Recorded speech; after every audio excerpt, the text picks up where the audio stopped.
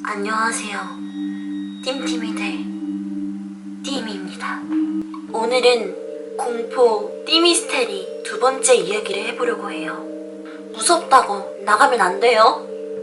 나도 무서워. 제가 오늘 들고 온 이야기는요, 그것이 알고 싶다에서 방영된 한국판 사랑과 영혼이라고 불리워졌던 방배동 미이라 사건에 대해서 이야기를 해보려고 합니다. 2007년 사망한 남편의 시체를 7년간 미라 상태로 보존하면서 외부와의 교류를 거의 단절한 채 미라 상태인 남편이 살아있다고 믿은 온 가족의 실태가 알려진 사건입니다. 7년 전 암으로 투병 중이었던 한 남자가 종적을 감추었고 생사를 확인할 수가 없다고 합니다. 마을 주민들 사이에선 수개월째 그 집 주변에서 이상한 냄새, 즉 시체가 썩는 냄새가 났다고 합니다. 또 숨진 사람의 미라를 만드는 것 같다는 소문도 돌기 시작했다고 하네요. 하지만 그 집은 밖에서 볼 수 없게 커튼으로 굳게 가려져 있어서 소문의 진위 여부는 확인할 수가 없었다고 합니다. 심지어는 그 암으로 투병 중이었던 그 남성분의 모습이 밤에 자꾸 귀신의 형태로 나타난다는 그런 이상한 소문도 돌기 시작했습니다. 주민들은 결국 경찰들에게 실종 신고를 하는데요. 2013년 11월경 결국 경찰들의 수사에 한 약사 부인이 숨진 남편을 7년간이나 집안에 숨기고 있었다는 사실이 밝혀지게 됩니다. 이 괴담의 주인공인 7년간 암투병 중이었던 그 남성분, 그의 아내는 약사라고 합니다. 약사 부인이 죽은 남편의 시신이 7년간이나 동거하며 집안에 보관해 있었다는 사실이 밝혀져 큰 충격을 주고 있었어요. 이러한 현상은 그 약사 부인의 남편에 대한 집착과 남편에 대한 엽기적인 사랑이 너무 심해져서 남편의 죽음까지도 인정하지 않는 그런 증세까지 발전해 있었던 걸로 나와 있습니다. 더 놀랍던 건 시체 6일후 경찰에 체포된 그 부인은 한 집에서 7년간이나 주거 시체로 있었던 남편을 전혀 죽어 있는지 몰랐다고 진술을 했습니다. 그런데 또 그 부인이 정말 더 충격적인 말을 합니다. 바로 죽은 남편이 밥도 안 먹고 대소변도 안 봐서 이상하다고 생각은 했지만 절대 죽었다고까지는 생각하지 않았다고 그렇게 진술을 했는데요. 사이코 아닌가요? 동료 약사들에 의하면 그 약사 부인은 약간 좀 유별난 약사였다고 합니다. 경찰이 7년간이나 굳게 잠겨 있었던 그 남편의 방에 들어가자 그 죽은 남편이 이불을 뒤집어 쓰고 누워 있었는데 경찰이 그 시신을 확인을 해봤는데 놀랍게도 그 남편의 시신은 전혀 부패가 되지 않았고 정말 깨끗한 상태로 남아있었다고 합니다. 얼굴에 코, 입, 귀, 약간의 머리카락 등 기본적인 이목구비는 그대로 남아있었다고 해요.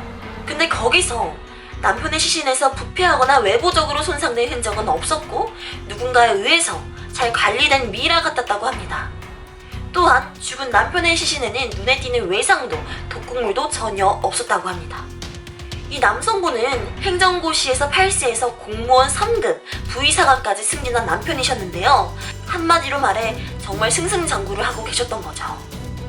근데 안타깝게도 남편은 간암에 걸려 병원에서 6개월이라고 하는 시한부 삶을 선고받게 됩니다. 6개월 시한부라는 선고를 받고 난 후 남편은 병원에서 퇴원을 하고 집으로 들어가게 됩니다.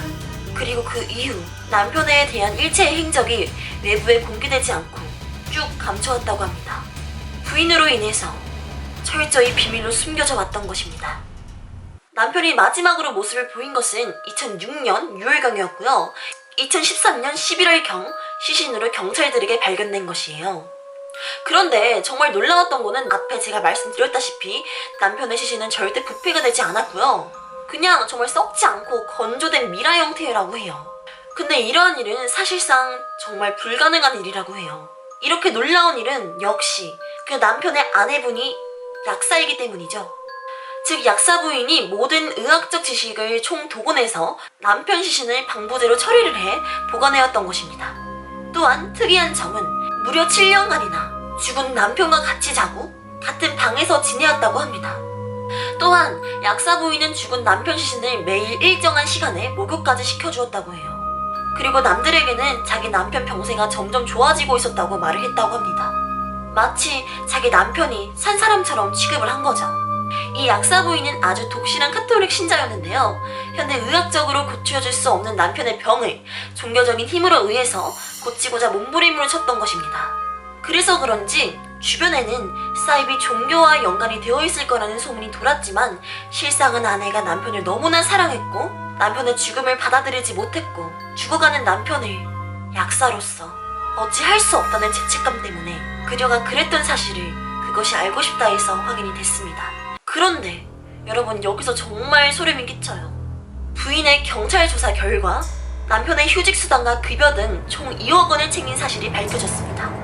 아내는 돈을 받아 챙긴 것을 인정했으나 검찰 측은 남편이 죽은 사실을 알면서도 돈을 가로채기 위해 환경부를 속였다고 결론이 났고 사기 혐의로 아내는 재판으로 넘겨졌습니다.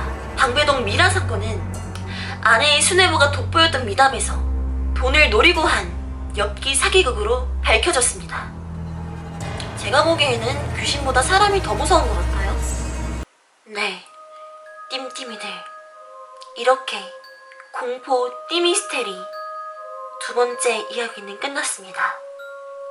그럼 다음 띠미스테리에서 만나요. 안녕.